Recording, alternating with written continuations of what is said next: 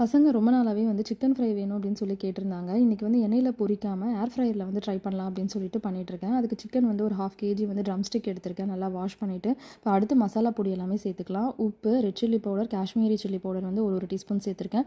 மஞ்சத்தூள் சேர்த்துக்கலாம். கரம் மசாலா வந்து 1 டீஸ்பூன், சீரகத்தூள் வந்து 1/2 டீஸ்பூன் சேர்த்துருக்கேன்.